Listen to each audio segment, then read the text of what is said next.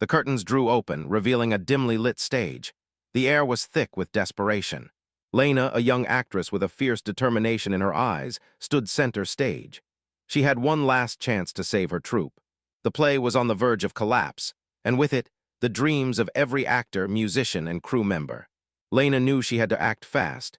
She gathered her thoughts and slipped out into the night, determined to find a solution. She walked through the quiet streets, her footsteps echoing off the buildings. The city seemed to be holding its breath, waiting for her next move. As she turned a corner, she spotted a small, mysterious shop. The sign above the door read, "Curios and Wonders." Lena pushed open the door and a bell above it rang out.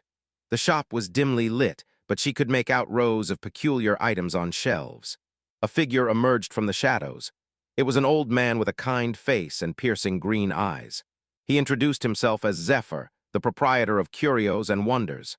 Lena explained her situation, and Zephyr listened intently. When she finished, Zephyr nodded and said, "I think I can help you, Lena, but it won't be easy." Zephyr led her to a hidden room deep in the shop. Inside, she found a collection of strange, glowing artifacts.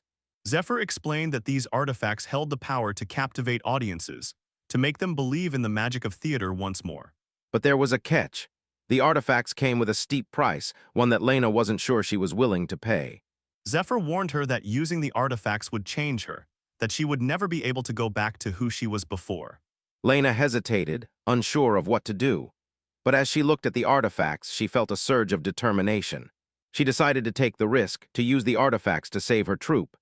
Zephyr nodded, a small smile on his face. Together, they hatched a plan to sneak the artifacts into the theater and use them during the performance. As they made their way back to the theater, Lena felt a sense of hope that she hadn't felt in weeks. They snuck into the theater, avoiding the sleepy guards. Lena's heart pounded in her chest as they made their way to the stage. Zephyr handed her one of the artifacts, a small, glowing crystal. Lena took a deep breath and held it up. As she did, the theater seemed to transform around her. The seats filled with people, all eager to watch the performance. Lena took a deep breath and began to act, pouring her heart and soul into the performance. The audience was captivated, hanging on her every word.